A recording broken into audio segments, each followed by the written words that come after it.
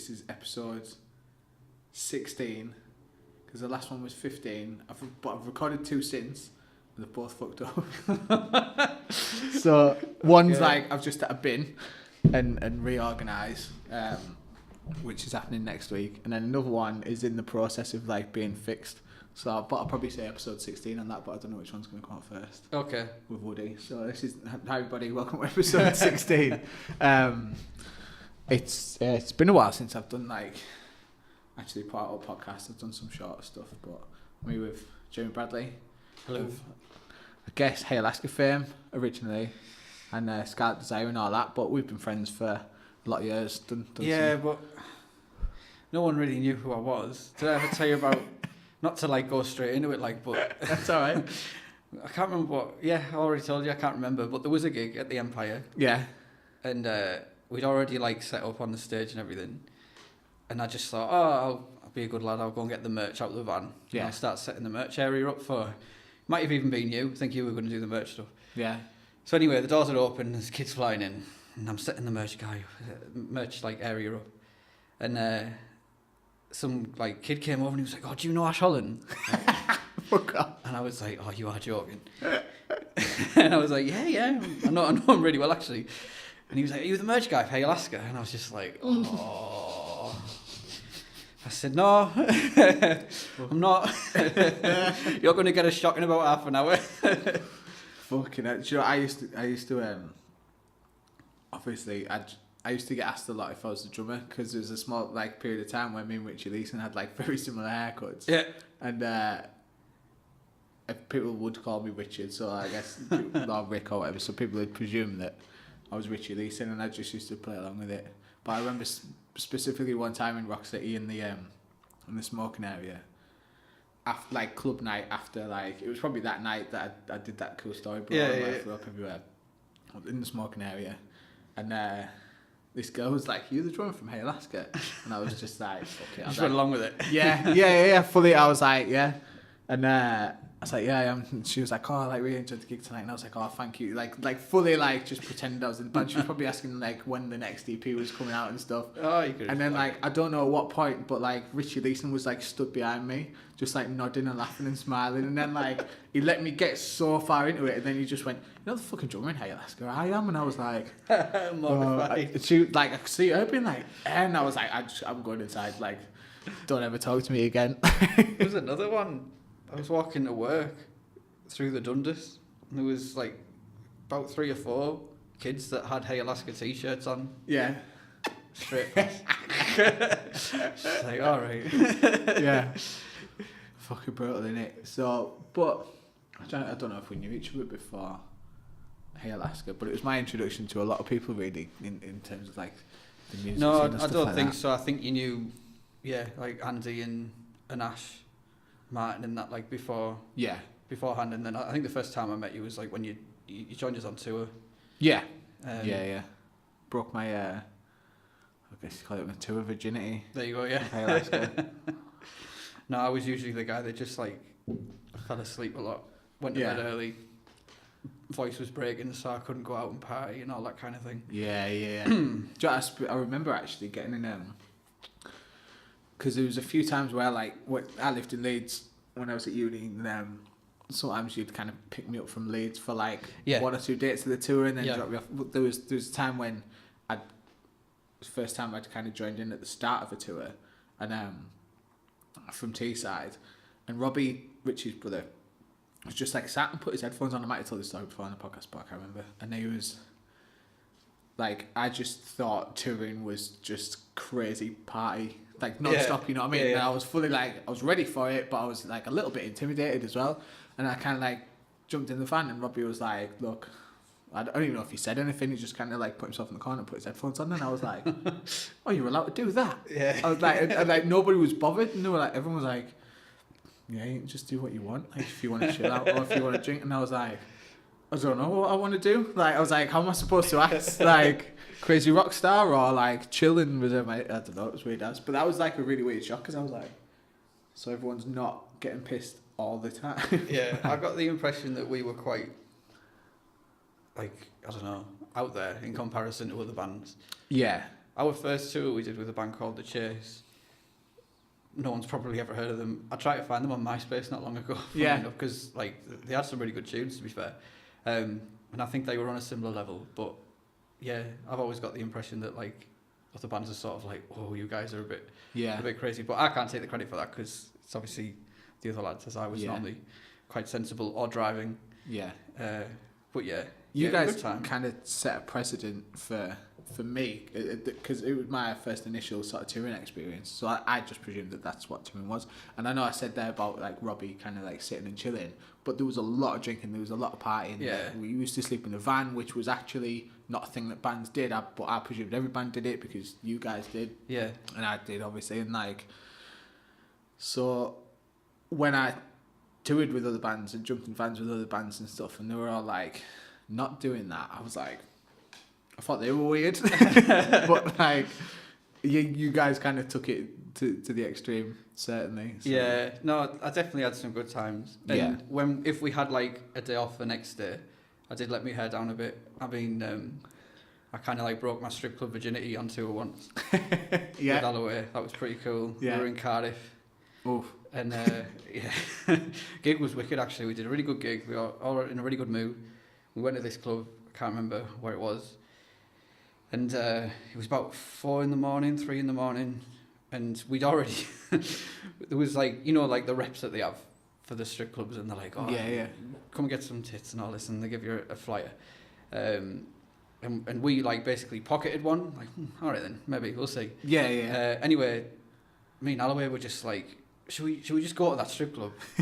I don't know why it was just me and him, and he was like, all right, yeah, He's always sure. been a bit kinky. Oh, he loves it. But it was when he had like really long hair. Yeah. Like hair about here, and a bit of a beard going on. So we turned up anyway, and it was really odd. Like obviously it was like first experience. You walk in, there's like these leather padded walls everywhere, and a dude in a suit, and he's like checking you down and that, and smells really weird. yeah. And he was like, and you go. So we sat down anyway, got like a pint of Carlsberg. This was the first point where I was like, I need to get out of here because it was $4.50 for this bottle of Carlsberg. Lad on tour with like next to no money, spending £4.50 on a bottle of lager, and then and we were sat down anyway, and then this woman came over to Richie, and she was like, boom, sat on him straight away, and she was like, do you want this? Do you want this? And he was like, no, I'm all right. We'll just here to have a chat and have a drink. And then all of a sudden she goes off onto like a little platform thing and starts dancing, and then this other lass came over. Yeah. This Welsh lass, and she sat with us, and she was really canny actually. She was telling us that she was at uni, and she was stripping because she wanted to pay for her fees, and we were like, yeah, fair enough. And then Alloway started like almost trying to talk her out of it. Like, do you not think there'll be like other ways to make money? So all of a sudden, like, it's pretty lucrative. Yeah. So and this lass is probably like loving it. Like nice easy afternoon or evening even. Yeah. Just talking to us about money and all this, and then. Anyway, I looked at the menu, and then it said, like, you could sit with the girls and talk to them. Can't believe I'm saying this, because I was obviously, like, really new to it all. It said on it that you could sit with a girl for, like, an hour, 45 minutes or something, and talk to them about whatever you want, but it cost you, like, £100. Fuck. And I'm sat there, and I was like, I've been sat here with Alloway, talking to her about shit for about 45 minutes. Yeah. Am I going to get charged £100? So they're having this really in-depth conversation. I just said, sorry, am I going to get charged £100 for this conversation? And she was like, no. She goes off, does the dance, and then big tall Romanian woman comes back and starts trying to get Alloway back in, and then we literally had to drag him out and get out of there before it was too late. It is funny though, because I have been in strip clubs in the past, mainly in European countries, but where you're like, I've been like, you can never feel quite comfortable, you know what I mean? No. If like the group goes, you just go on whatever, and it's almost like it's like watching a zoo sometimes. Like it's almost like it's as if you're invisible. If you could you could sit and people watching a strip club and it'd be fascinating, and it is right. 'Cause you can hide enough to like have a drink and just like be like, what is going on? But and I've like done that, and then strippers have come over and like sat down and like try to get me to get a dance or whatever, and I've been like in the past I was like so pissed that I was like oh, well, like, do you want to drink? You know, like I would to you, or like I would to Yeah. anyone, like, it's so you can just, like, chill out and, like, we'll sit and chat and have a drink, but, like, I ain't getting, like, a dance or whatever. And they're like, the first time, like, I ever said it, I got a response from a stripper, and she was like, well, yeah, but it has to be a glass of champagne, and to have it with me, you have to sit at the bar with me, and it's like €55. And I was like, No.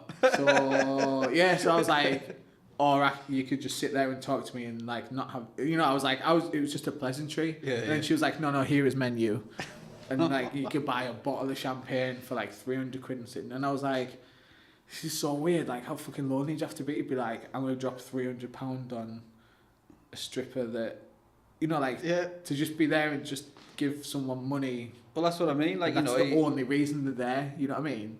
You know, these lasses wanted, well, not the lasses, it was obviously a strip club, but they wanted 100 quid just to sit and have a chat with them on a sofa. That's why I was panicking. It's sad, isn't it? Like, God. imagine like if you get to the point where you're like, I'm gonna have to go to the strip club to pay 100 just to have someone to talk to me. Like, it's pretty lonely, isn't it? Oh God. Hopefully, never get there. No, they are weird places. Like, I mean, you know, I'm alright to disclose this because my wife knows. But like, obviously, like when we went on, like you came, didn't you, on the stag do? Yeah. It was a strip bar, like in the hotel bar. It's like, you know, like the equivalent of going, Honestly, it was the weirdest thing, that, wasn't it? like going to the Premier Inn. Yeah. And then, no, I'm just gonna go and get a drink. Bang, pair of tits or whatever. And like, and the thing I found amazing about it was like how straight onto you they were. Like, we literally just got there looking like shit. It was about 11 o'clock at night. I was in comfies and just opened the door and I was like, hey, you want to dance? It was like, oh my God, we've just got here. And then the next day, like after the first night, next morning I had to go get some breakfast because I was so hungover. Yeah. And then it was just like a normal bar. What was bizarre about that stag do, well, that hotel, was that, you know, when we first kind of got in and they were talking to us about like the rules of the hotel and like stuff like that. When we first walked in, you probably remember there was like 2 big double doors, and if we could just hear like pounding dance music behind it, and they were like, you get a free drink, but hold on. We were all like fucking like dogs, like, oh, it sounds amazing in there. Like, no, but they weren't daft either, were they? Because, like, you know, again, 11 o'clock at night, your room's not ready yet. Come on. Get yourself into the hotel bar and have a nice... They were like holding us back, and we were like, this sounds like amazing, you know what I mean? We're like, this is going to be the best like hotel ever, because we could just hear like, you know, we could see the lights underneath like the thing at the door and like this music, and we were like, this is going to be fucking mint. Finally, like, that's in. But the door was just empty except for one poor girl just like spinning on the pole, and we were like, it was cold, you know what I mean? They just turned the fridges on the bar, so all the beer was warm and that. And the one guy at the bar paying €200 to talk about dogs. Yeah, it was funny. If you'd asked me if this podcast got into strip clubs and stag do's in the first 10 minutes, I'd have said no, but here we are. I know, yeah. Do you know what's even worse? You know, I was just really going to say, I was really enjoying the filtered coffee you made me, and it's, it's like a backyard now. I'm going to have to explain myself. So, I wasn't sure what the facilities were like in my new podcast spot. Hope everyone likes how it looks. I think it looks mint, but I offered to make Jamie a coffee and poured filtered coffee just in a mug and put hot water in it. Before I realised it was filtered coffee, so we're both drinking mud essentially. But I've got a bit of a caffeine buzz going on, so yeah, same. I'm like just trying to drink it and not get the grounds in my mouth. Yeah. Anyway, what are you doing now then? For a living? Living. Alright, when you were in Alaska, I remember like sometimes on tour where you'd be like, I'll meet you there. Yep. I'm driving there from fucking Stockton, and we'd be in Nottingham. Yep. And then I'm driving straight home because I've got work and I don't have the holidays. What were you doing then? So it was I think I had like 3 different jobs while we were in the van, but when it first started getting somewhere and we got a van and everything, I was working for what was SwiftCover.com, which is now just a part of AXA Insurance, and they're actually a couple of doors down from here, in Exchange Square, and so basically that was that. I started off working there on the phones, just like as a sales person, and then I've always been into like IT and I suppose web development, but I didn't really know much about it then. Yeah. And then a job came up about a year after I'd been working there, and it was called a software analyst or software test analyst, I think they called the position. It was basically like a tester. Yeah. So, you know, there'll be a group of guys that will build something for an application, and then someone needs to check it to make sure it does what it does. And All right. and I basically went through, well, I applied for the job, never got it the first time, and then did like a training plan through AXA and got the job the second time, and did that for a couple of years, and then realised that I wanted to get into like web development, so you know, building websites and things like that. And there's like two sides to the spectrum of web development. I don't want to go into it because your viewers are just going to fall asleep, but basically, like when you go onto a website and you look at the graphics and the functionality that's involved around using the website, that's my end. It's called front end development. Yeah. And that's something that I always quite liked. You know, I've been quite creative, sort of like a little bit of design and stuff. So I basically taught myself how to do that just through like online video tutorials and stuff. Right. And I tried to get a job in that area at AXA, but I couldn't at the time. So I had to jump ship. And then I went to work for an agency called Leighton, who were based in like Horton-le-Spring near Durham. Yeah. And that was around the time when the band kind of stopped. Yeah. So I'm pretty sure at this point Richie had already moved to London, and then as the band slowly like started to sort of like, well, I don't want to say fall apart, but that's pretty much what happened. Like it just sort of came to a halt.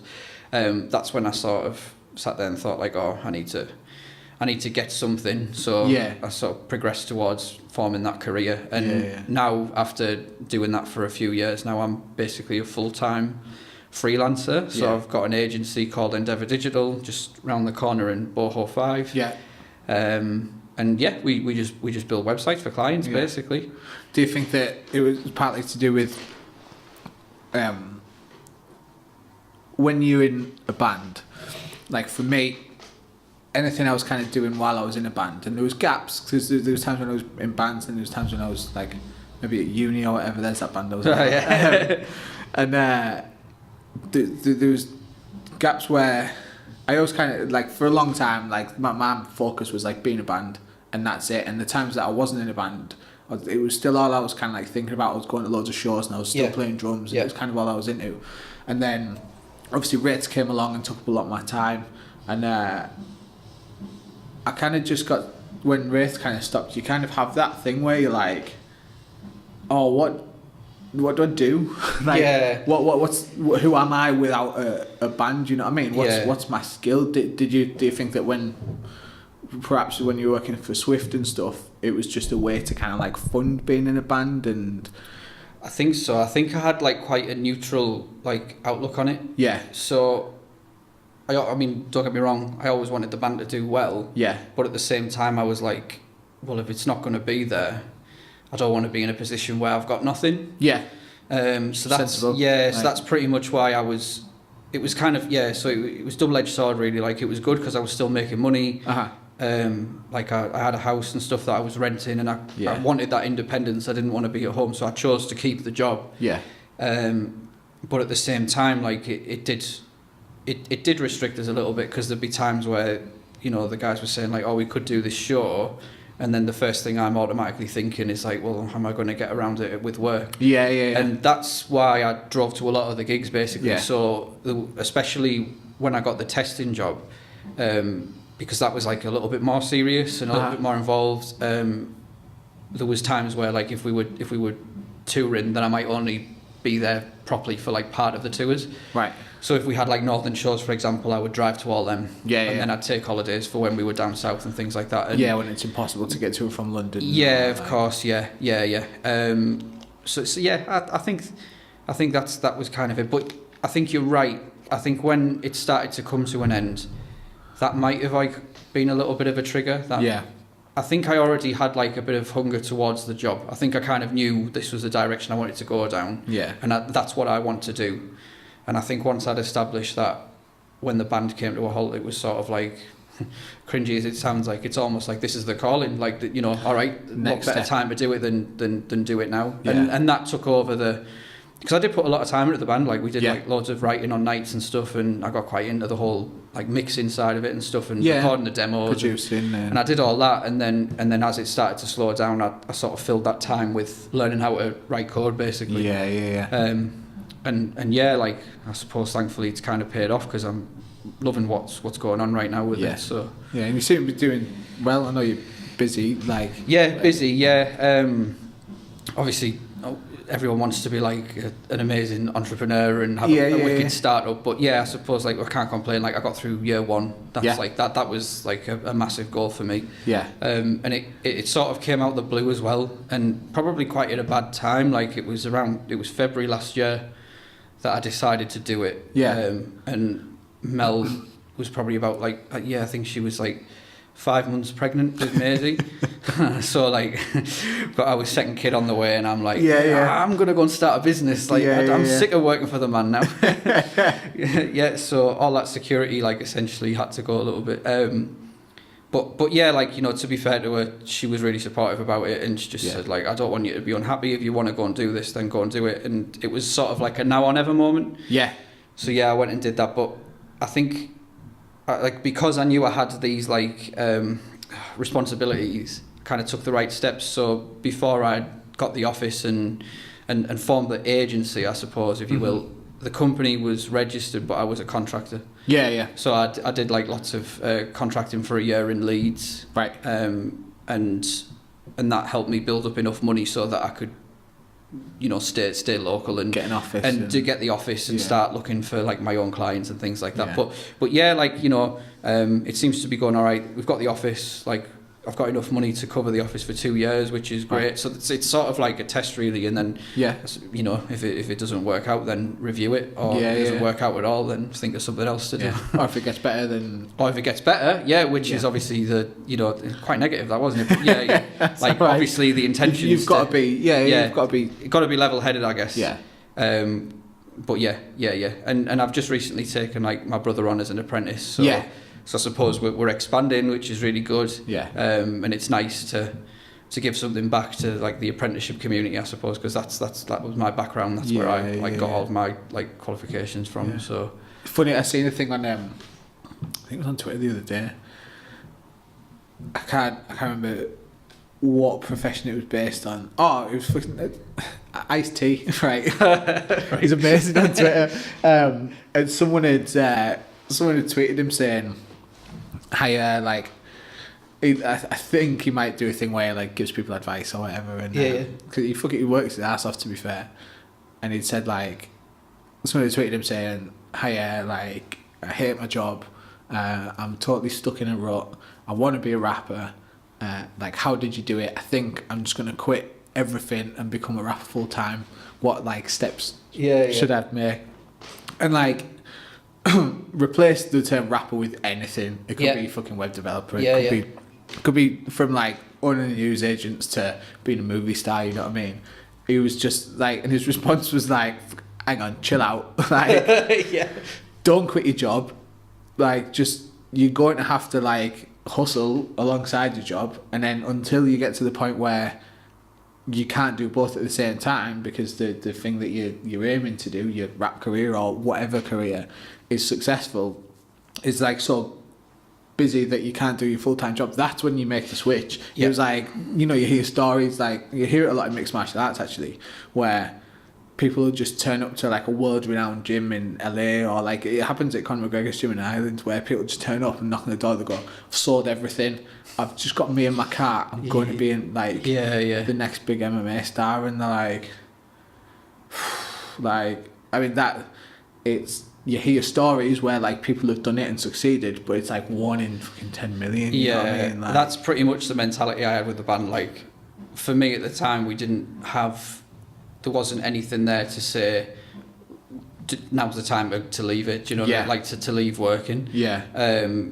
It's so hard with music though, because like in most endeavours, and I work full time for person-to-person marketing, doing video stuff, but I also obviously freelance doing video stuff. The music video, like we were talking about earlier, and I like, even if I freelance doing something, I probably fill my nights up doing something else. Like I just feel like maybe similar traits. Like now, I'm always kind of looking at just doing something. Like I like to be active and busy. So I can't remember where I was going. Yeah. What we was sorry. The band Hey Alaska making money. Yeah. So like I with a camera and a certain set of skills I know if the shit hits the fan and everything fails, I've got a camera, I've got like my laptop and my vision, and I can go. Exactly. I can make money from this. In a band, it's so hard to make money from you get paid 50 quid for a gig. That barely covers your petrol. Exactly. Bands are expensive. Unless you make it to that kind of cream of the crop, it's so hard to recoup money. I think there were a couple of times, especially when I can't really remember the ins and outs of it because I didn't get too involved with it, but I'm pretty sure there was times where we kind of were in profit, but we just said there's no point in putting in 6 pockets because it's going to be like a tenner each. Something like that. Yeah. So you're right, you're just constantly funding something the van tax is due, or the t-shirts, we need some more t-shirts, or we need to get some more CDs printed, or we need to do this, or we've got to we want to start thinking about recording, so let's shot it in there. And yeah, you're right, it's, I don't know how some bands do it, and I remember, I haven't thought about this in ages, but I seem to remember there was always this common joke that southern bands always do well because mum and dad fund them. Yeah.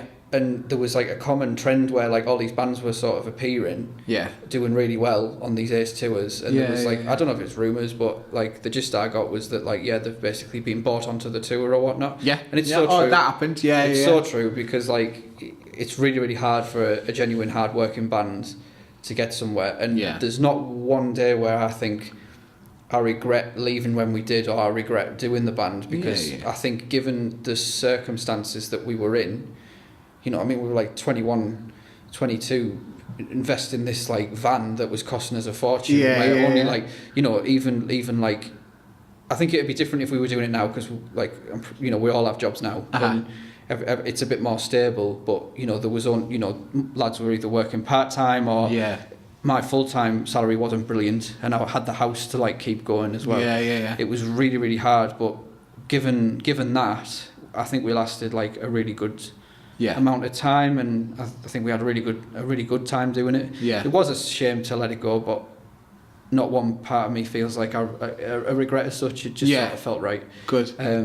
So it's a funny one. It's that band thing. I remember reading something. It might have been in the Guardian, so take it for what it is. But it was saying that in that kind of, you remember the indie band boom. It was all these people, all these essentially rich kids down south were taking a gap year at uni to just start a band funded by mum and dad just for to make money. And I remember reading it being how? And they were they basically treated it like an investment. I was just going to say that they get that makes sense if they can see something, but that's quite a how do the parents know that they're gonna be good enough to? It was bizarre. It was almost each member put $2,000 in, got $2,000 from the parents or $5,000 or whatever. I think 5 people put 25 grand into any business. And then they just go, we're gonna look like this. We're gonna write songs like this. We're all relatively intelligent, so we can all play instruments or whatever. And some of them fucking did it. You know what I mean? And some of them just made a little bit of money. Probably now have 100 quid drop in the bank every month off Spotify. You know what I mean? I was disgusted at the time because I was you're just pissing on. I know it was indie music, so it kind of wasn't my realm, but I was still oh, the shit that we go for, fucking grafting a Blockbuster so that I can save up my pennies to buy some new cymbals, so I can just break them, and play drums for a death metal band essentially. You know what I mean? I was it infuriated me. Yeah, no, but I also. I've always had this kind of opinion that I feel you appreciate your stuff a bit more when you've worked hard for it. Oh yeah, 1,000%. And I think that's a contribution to why I appreciate the time with the band so much. We really really worked hard for that. Yeah. And you did some really cool stuff. Some really good stuff. And that was something I forgot to mention earlier. Is when you were saying about knowing the right time when to go full time into music. we did that competition with HMV when Alloway worked for them. Yeah. So, like, for the people listening, I suppose, like, we ended like a Battle of the Bands competition, which was for HMV staff members who were in a band. Mm-hmm. I think I'm pretty sure that's what it was. And then yeah, like, but it was on it was on like a ridiculous scale where where did we go for that? The that first one, round. Was it the Forum? Because it was the Forum and the Apollo. I was at the smaller one. So I think the Forum was the final, and then the Apollo was like the prize. So I'm pretty sure there was like 2 gigs. So you came to the final when you brought your camera. And that's the one we won. And then there was a smaller one, the Garage, I think. Right. It might have been. It was something like that. And yeah, basically we did this Battle of the Bands, and we got through the first round, and we were like, wow, yeah, cool. And it was really good because you're going back to this, I suppose, like this working class band thing. Yeah. You know, we had like alright gear that did the job, but it wasn't anything spectacular. So like in guitar, I remember you being on the stage and being like, fucking hell, this is a big stage. Well, I remember it so much because we basically had like a backline provided, and I just love Marshall amps. I've always like really been into them, and at the time I couldn't like afford a valve amp. Yeah. So there's like 2 different types of guitar amp. You got a valve amp and then a solid state amp, which is like, it's just not powered by valves. Yeah. And so you don't get as rich of a tone out of it. And we turned up on the stage, and there was this Marshall JCM 900, which was like my dream amp, and I was like, holy shit, am I allowed to use that? And the guy was like, yeah, go for it.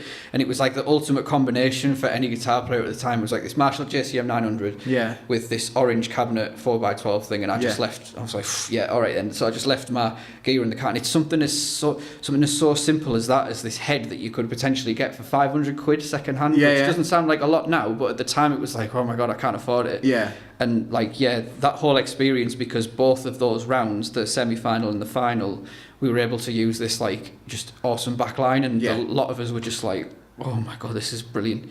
And I've gone on a tangent. I can't remember where I was going. The fact that you won it, the kind of working class. Sorry, So we had this wicker gear basically, and then we in the Forum, that was the final, and we won that, and we didn't really at least me anyway, I didn't think we were going to win it, because there was acts of all kinds there. I think we were only the bands there that had a sound like we did. So there was only one band with a screamer, and and we were like moshers really. Do you know what I mean? And everyone else, there was like a rapper there. There was a couple of indie bands. There was some rock bands that were a bit weird. That sort of sounded like they belonged in like 2004, 2005 time. Anyway, and then they announced that we won, and we were just like, oh my god, like are we doing something right? And I think that was like definitely the peak of the band, absolutely. And I think we maybe thought we've got a chance here, because as part of that, like we played at the Hammersmith Apollo as part of like HMV's Christmas party. It's no wonder this company have nearly gone under, because their Christmas party was like, we're going to hire out the Hammersmith Apollo, we're going to put loads of acts on, we're going to get John Bishop to be the compere, we're going to give you all a free bar, it's going to cost a load of money, and then we're going to put you up in a hotel for the night as well. And I mean, for us anyway, we were put up in a 4 or 5 star hotel round the corner, got all the free booze, got Wicked Rider. But who else played? Manic Street Preachers. So it was Manic Street Preachers, Paloma Faith, I think Charlatans played. And Tiny Temper. And Eliza Doolittle. And that's like it's mental. And then of course like John Bishop's there comparing it all. So we played that, and that was cool, but we only did like 2 songs. We were just like a little warm-up act, but that was a really good experience. But on the flip side of it, we also were able to record I think it was like the 2 songs that we played to win. We had to record as demos at Universal Studios, which was like pretty good, but like that was one of the most daunting experiences of my life. Like we turned up, and there was this little studio, but there was just like thousands and thousands and £1,000s worth of equipment. Like the guy's desk was like something ridiculous, like 20 grand. They had all of this outboard gear, which was like really vintage and really expensive, and then you went into like the live room, Yeah. and there was just amps, Black Star amps, Marshall amps, Fenders, anything, you know, you Just name it. everything. Just everything. Yeah, it was wicked. And then even the microphones, you know, he's telling us about the different mics we can use and stuff. And yeah, like, I think originally what we were meant to do was record them live, basically. But we said, oh no, there's just one song we want to do, which is Prove It All. And we would like to do it like as a multi-track, like a proper thing. And he was like, all right, yeah, sound, that's fine. We had a nice day. But unfortunately, that was the day that my voice decided to break. Did it? Yeah, so the recording turned out horrendous because, like, I don't know, like, it seemed a bit rough anyway, but I 100% wasn't happy with my vocals. Like, Luke was, like, really on form. And I think I just let the pressure get to me a bit. I was like, oh my God, like, what am I doing here? You know, like, I'm recording in front of all this equipment. Where's this thing going to go? Like, just thinking about stuff too much. Yeah. And yeah, my voice went. So it wasn't the strongest vocal take, but on the flip side, you know, when we... Oh, shit, where am I going? Yeah, nothing came of it, basically. So we had all this hype and we were doing really well. And we had some really good gigs lined up and we were able to, like, sort of, like, brag about what we did with that. Yeah. And then it just sort of went, like, faded down. And then I think that's where it kind of came to an end. So, I mean, so much of it in the music industry and so many bands, like, make it or break it on luck a lot of the time. Yeah. And I think... it's just bizarre, isn't it? And it's weird because had you not had that situation, right? You know, say like Parallel Universe, Alloway doesn't work at HMV. Yeah, yeah. So you guys just continue being a band, like your trajectory would probably still look like that. You know what I mean? But like, because that was kind of like in the middle of it, your trajectory probably went. It was still going up. Yeah, yeah. But like you get like, I was talking about before, and like I was saying, I've still got what feels like unfinished business in the music world, which is why you know, like I was saying to you about like I want to record some stuff, and maybe we'll end up collaborating on some projects, and like I've got like an album in mind that I kind of want to write, and I think some of it is because you know Wraith got to a certain point where we played some decent festivals, we signed, we got a record deal. Yeah, of course. Like that is a whole other story of why we no longer were in that record deal, or we weren't in that record deal for very long. But I think it was the right thing to happen. You know what I mean? Like I'm not upset that we broke it off with Ghost Music or whatever, but we just like we got a peek behind the curtain, I guess is what I'm saying. And once you do, you kind of like, oh fuck, like it's so close. Yeah. You know what I mean? You're like you can almost feel it. I know what you mean.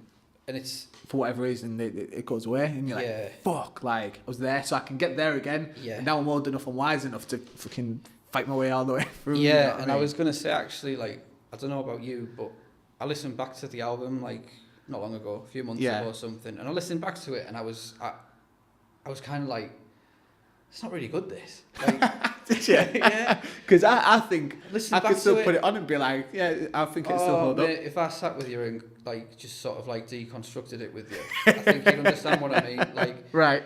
I don't know a band that can get away with writing intros for as long as ours are. You know, there's a couple that are at least 30 seconds long. And you think, how on earth have people listened to it? Like, And there's, for me, Prove It All is 100% the best song on there. Like, not just because it's like got a poppy feel to it, but like I noticed when we recorded that album, so we did it in like 2 parts. We tried to do it like on the cheap a little bit. Yeah.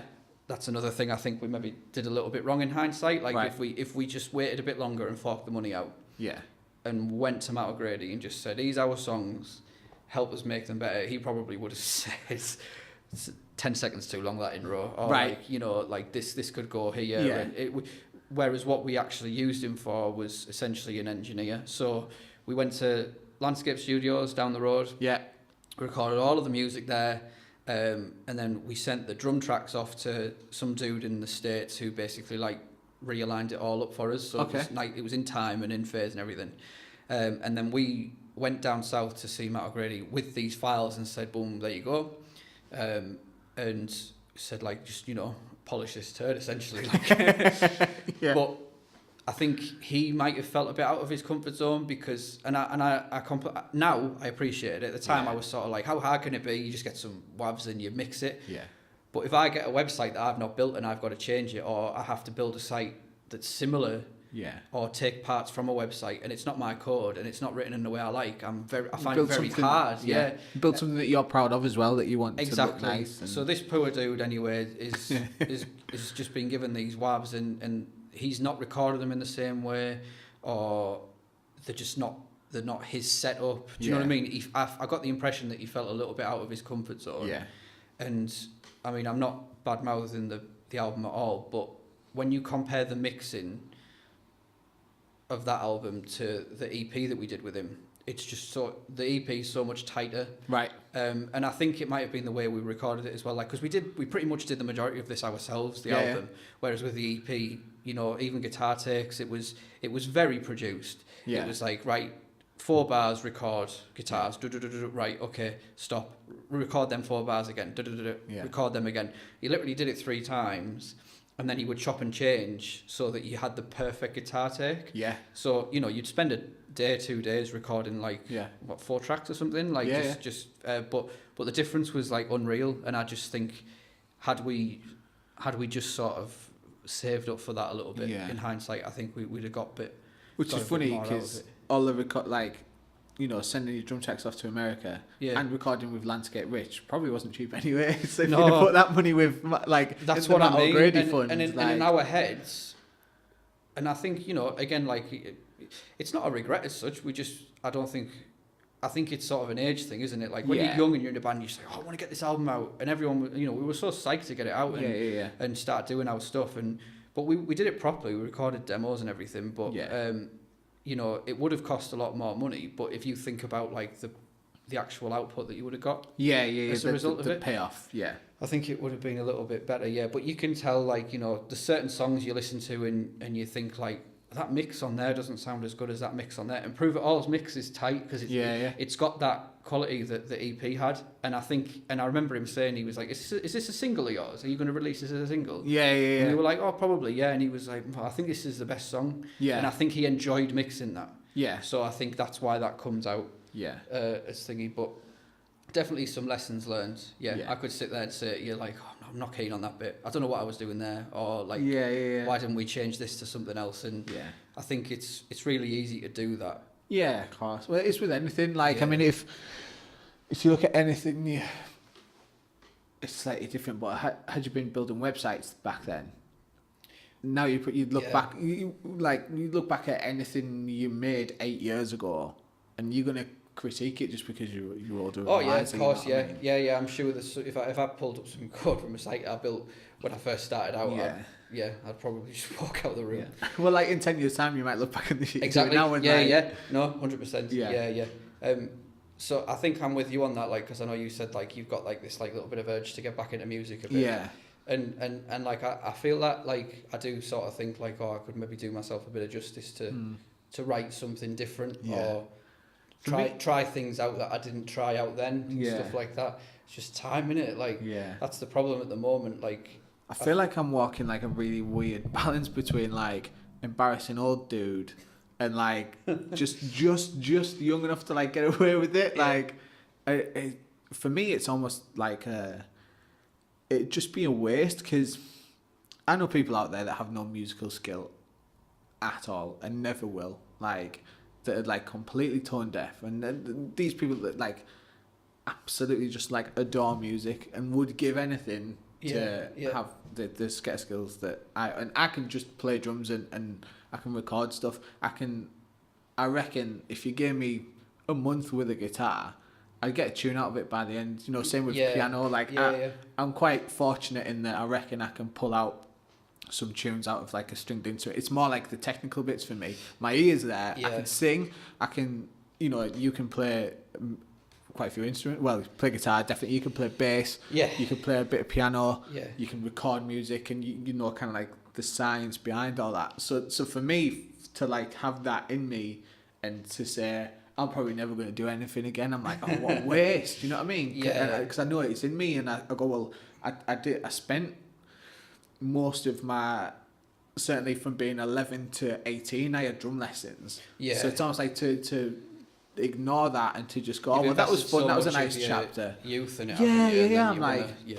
But I'm like, am I clinging on to the past, or am I just like, well, no, I've got this thing in me, and I obviously like music. I listen to it all the time, and I'm still very, like, into it. I don't listen to the same music. I listen to fucking all sorts now. Yeah. But I'm like, I hear songs, and I'm like, I can play that on drums. Like, Yeah. so. Yeah. I think. Yeah, I think for me, like, because you mentioned there about like having lessons from such a young age. Yeah. And I went through a phase when I was like sort of, I think I was about a year or 2 years into playing. Yeah. I taught myself, and then I was like, oh, I should really get some lessons because I don't think I'm doing it right. And it turned out I wasn't doing any of it right. Yeah. But I only did it for about like 6 months. Yeah. And then, and I think now, like sort of like in retrospect, I think I should have stuck at them, because another problem that I found like when listening to the album is that like there's a lot of repetition. Yeah. And I mean, like it was pretty much like me and Andy and that would sit and write the guitar riffs, but you know, I think had I had that learning and the experience from someone who'd been doing it a lot longer, I think I might have been able to make it a bit more versatile. Yeah. Yeah, perhaps. And that's something like, you know, like when you talk about like doing something different, I think that's something I'd want to try and do. Yeah. Just really sort of like, and I think I don't think people realise like how much effort is actually required in like writing a song. Like, you know, you listen to like a podcast or like, you know, you see these documentaries on YouTube about bands that like will write about 30 songs and there's only 10 that'll make the album. Yeah. Because they're just constantly doing it and constantly trying to think of new things. Yeah. And that's something I didn't really appreciate when I used to do it. Like, I'm pretty sure that I don't even think on the album there's a song that we wrote that never made it. Like, every song that we wrote went on. Right. Whereas what we probably should have done is like times, you know, you got them 10 songs, triple that, and then have another thing. Yeah. And I think that's the way to succeed. I think. Well, it's funny because like Drake's just put a new album out. Yeah. I said just, it's probably a month or two ago, and there's like 20 songs on it. And there's two sides to the camp on it, because he's probably put out he probably hasn't scrapped a song, and everyone's going, yeah, he's put out a double LP with 20 songs in it, 8 of them are bangers. You know what I mean? So for me, you go, just put out 8 tracks. Yeah. And then, and everyone's like, his work rate's amazing, because every year he puts out an album that has about 15 tracks on it, and I'm like, maybe you should put out an album every 2 years with 10 tracks on it. You know what I mean? And I'm not. Drake's got much more money than me, and is much more successful than I ever was with rates. But like, there's something to be said for it. He's definitely. Well, yeah, no, you make a fair point, and I've never really thought of it like that. But like, he's obviously doing something right, isn't he? He's like the most streamed person out of music and that. And maybe he just gets it right. every just time. One of them guys who just like has it absolutely bang on. But then there's other stuff as well, you know, like, you know, all of these like massive mainstream artists. There's always a producer. Sat there. You know, a fresh set of eyes or ears or whatnot, like arranging songs in a certain way. Like and that's obviously something we didn't have. We were effectively the producer because we, you know, debating between us like how to do stuff. But you know, having that expertise really helps. And this just goes back to what we were saying about the rich kids. You know, like parents have essentially funded the kids to get some decent gear, to have a certain look, to find a producer that's gonna, you know, portray that look on an album, and wham bang, there you go, like they've got it. And that always seemed like a big step for me in terms of being involved in the local music scene from like a promoter point of view, from when I was working with 10 Feet Tall, putting on a lot of shows and stuff. When I'd like hear so-and-so's band have gone down to Chad did it when I remember when Chad did it. I think when Chad was on the podcast I mentioned it. When I heard about him going to so he went down and recorded some stuff with the guy from Futures. Yes, he did, And when I heard he was doing that, I thought he's taking this seriously, like, and he'll probably, and it wasn't with that band. I thought like, oh well, this band will probably like go on to do some like quite big things, and what it's turned into is like he's obviously took that expertise and brought it into Cape Cub, and Chad now does like a little bit of producing. And Yeah. So I follow him on Facebook, and Yeah. I don't really speak to him much now, like, but I've sort of like kept tabs on what he's Yeah. doing. But I thought that was a really good move, and like it was a sensible move for what he was doing at the time, because he was obviously going to get the sound that he wanted from him as well. It was a good style matchup, wasn't exactly. it? Yeah. And I think that's important as well. Like, you know, if you're going to go down that road, then you need to listen to the, you know, the albums that are done by the producers that you want to work with. Yeah. And I think, I mean, I have no idea how it works in the real world, but you always hear about bands that have like picked a specific producer. Yeah. So I'm assuming they must do like something similar. Yeah. But then again, I've also heard like, you know, was it Under Oath? I watched a video on YouTube with Under Oath, and I think it was the third album. And there was a guy that mixed it, and it was made out that they basically got told it was who they were going to get. Right. And he mixed like loads of tracks by like Breaking Benjamin and stuff that's just not their bag at all. Yeah. But it's actually one of the best sounding albums that they've released, in my opinion. Right. And Which album? Oh Christ, I try to avoid that because I can't remember the name of it. What's the cover look like? The first song starts off with like some drums. Do, do, do, do, do. It's the one that came out after Define the Great Line. It's the one after that. Oh, right, okay. I can't remember what it's called. It's right. Driving me mad. I might have to get my phone and look. It's alright, we'll figure it out. I can't remember it. Yeah, so that album anyway, it's awesome. Listen to it. Snare sounds brilliant in it. Just everything's perfect on it. And that was by someone who, or mixed at least by someone that they never anticipated they would work with. For me, it always seemed like it's just like who you're working with. They have to be obviously skilled as a producer, but like it's almost like that working relationship. Like when we did our recordings with Nathan from Demoralizer, and at the time he was just super into like that 8-string like down tuned like nasty stuff. So, and obviously Charlton was super into the production side of it, and him and Charlton had just like talk all the time, you know, like not necessarily about like race stuff, but just like geek out about plugins, and like so they just had this relationship. So when it came to like writing and producing our stuff, it was just like it's such a like easy, nice working relationship. You and know that's what you want, I think. Yeah, you know, some with like you guys and Matt O'Grady, there was like obviously there was something there. Like I dare say, I had another band turn around to him and said, "We're going to record this elsewhere because we don't have the money or whatever. Send it to this guy in America to sort the drums out, and then can you mix it?" I think had it been another band, he might have told you to fuck off. Like, not the fuck up, but he might have just said, "No, I'm not." I know what you mean, and that's a fair point. He was quite resistant to the idea. Like, I don't know how I managed to convince him. Yeah. I remember ringing him up and I told him, and he was sort of like, "Oh, I'd rather not." And I was just like, "Look, we're skint. Like, well, we're not skint. We've got the money to get to this far. Yeah, that's as far as we can take it." And but yeah, like it would be. You know, it would be nice to get back on it. Yeah. It was the gigs I liked the most. I miss gigging. Yeah. I do and I don't. I don't know. I don't miss fucking hauling my drums upstairs. I don't miss that. But I definitely there's something about it. Like when we did that reunion show a few years ago, like that was wicked. Got such like a rush off it. And I think it's that I miss. Not that every gig was like that. Yeah. Well, which was one of the things that used to piss me off about being in a band. Actually, was like, you know, you'd be on tour, and not that this was no one's fault. Like it's just the crack of being in a unsigned band basically. But like, you turn up and there's like 3 people there and they're not even asked. They're just there because they've got nothing to do. And did I tell you? Do you remember when you guys played in Nottingham? And this was one of the times that you drove down and drove home, and the promoter tried not to pay you. So me and you got in the car with him because I was tour managing because Martin was away, and we'd got in your. I think, did you have a purple Fiesta?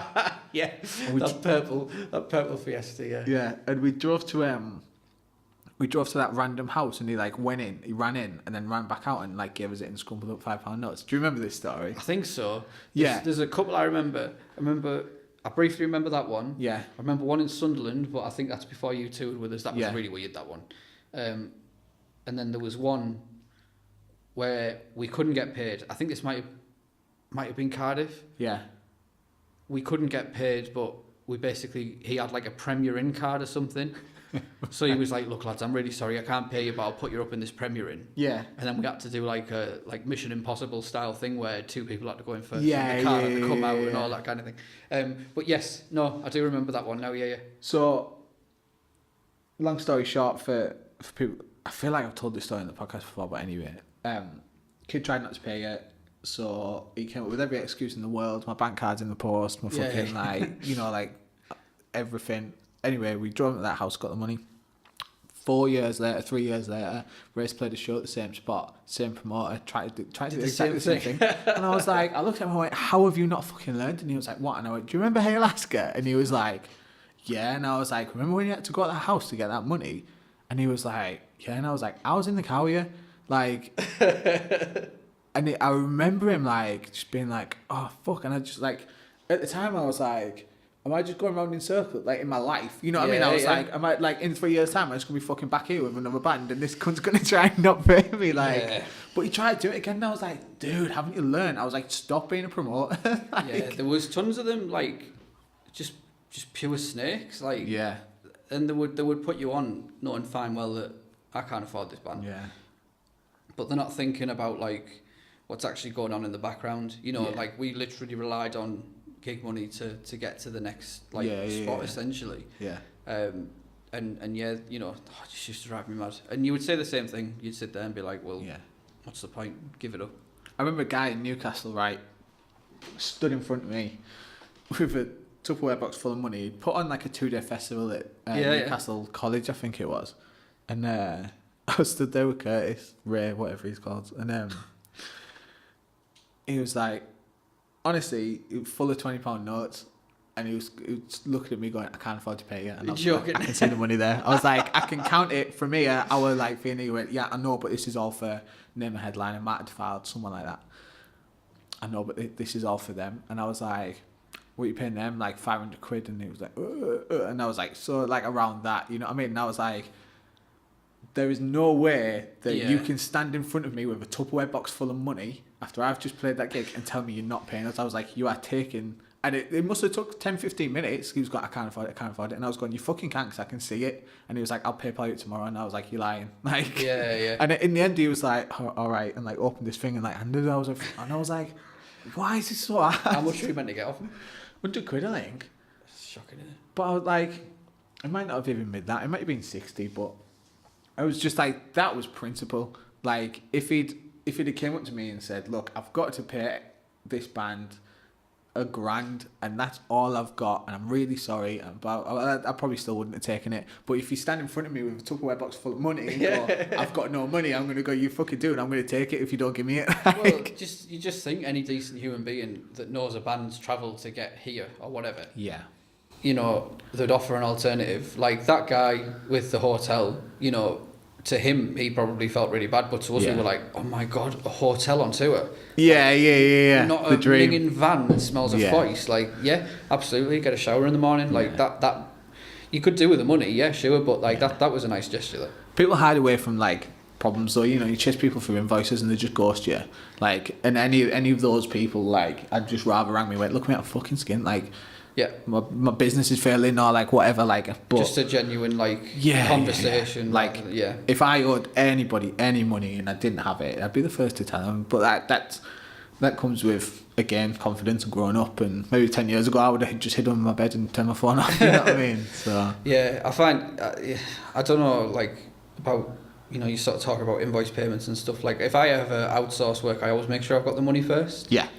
Because I just never want anyone to be in that position that like I've been in before, where you're chasing money and you're thinking like, am I going to get this? Or like, it's the worst, isn't it? Yeah. And that's one of the reasons why like I did like a buffer thing, made sure I had the money first, so I'm not stressing and I can, you know, we can put food on the table and all that. Yeah, definitely. Cool. That we've done about an hour there. Nice. Which is crazy, isn't it? I didn't expect to like just talk about like touring and that for an hour, but just it's where it goes, isn't it? So, sorry. Thanks for coming on. So, if anyone is interested in Endeavour Digital, if anyone wants to get in touch, anyone needs some front end web development, where should they go? What's the best? Twitter, Instagram, or Just the website, I guess. yeah, Yeah, endeavour-digital.com. yeah, cool. Any kind of website, just there's a contact link at the bottom. Yeah, Do that. yeah. We have got a Twitter and everything, but I'm not on it very often. We'll have a chat about that. Yeah. Class. All right, thanks for coming on the podcast. Appreciate it, dude. Cheers, man. Thanks, dude. Cool.